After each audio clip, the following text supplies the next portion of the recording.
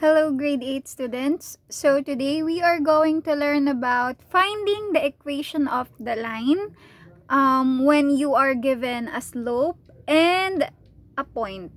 What could be the equation of the line if it passes through a certain point, let's say this one, and it has a slope or the steepness of this.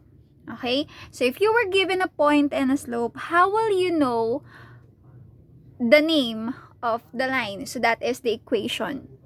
So the equation is equivalent to the name of the line. So parang ganito lang yan. Kung ganito katarik yung bundok na inaakyat mo, and then dumaan ka sa ganitong lugar, anong bundok kaya yun? Okay? Like for example, kung dumaan ka ng kabog-kabog, tapos ganito lang katarik yung bundok na yun.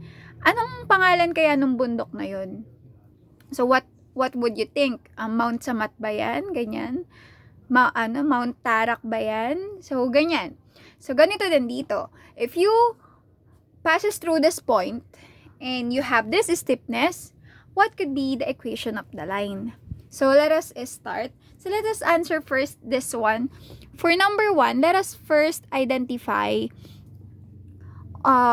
what kind of or what form of equation should I use? May parang formula tayo. So we have this y minus y sub 1. Y minus y sub 1 is equal to m multiplied by the quantity of x minus x sub 1. Okay? Okay, so let me just read this again. So we have this y minus y sub 1 equals m multiplied by the quantity of x minus x sub 1. So later, what we have here will be substituted here. Okay? So kung ano man yung mga binigay sa atin na values, ilalagay lang natin siya dito sa ating parang pinaka-formula. Okay? So when we say we are given a point and a slope, this corresponds to the x, right?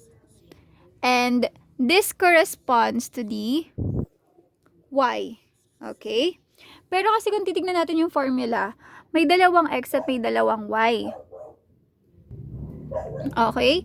So, kung dalawa yung x at dalawa din yung y natin, alin sila doon? So, etong mga given na sa atin, sila yung x sub 1 tsaka yung y sub 1. And we already know what is our slope. So, let's just substitute. What do we have? So, do we have y? No, we don't have a y because this is y sub 1. Ibig sabihin, may number siya dito, na isa. So, dahil wala naman siyang binigay na value, so y pa rin yan. Follow the operation. Let's just follow the operation. Okay. So, following the operation, we need the y sub 1, which is 3, equals, what is the value of our m? That is 5, multiplied by the quantity of x. Do we have a value for x? No, we don't have. So, that is still x. Minus, following the operation, what is the x sub 1? This is our x sub 1 and that is 4. Okay? So, we already substituted the values that we have. Now, let us distribute. Distribute 5 to x and 5 to 4. Okay? Multiply. Okay? So let us distribute. So this is still y minus 3 equals 5 multiplied by x is 5x. Follow the operation. Minus 5 multiplied by 4 is, what is 5 multiplied by 4? It is 20. Okay? Now that we already distribute that, wala naman tayong ganitong form of equation, tama? It's either the slope-intercept, yung y equals, or the standard form, yung ax plus by. Pero wala namang ganito, diba? So, let's just simplify this.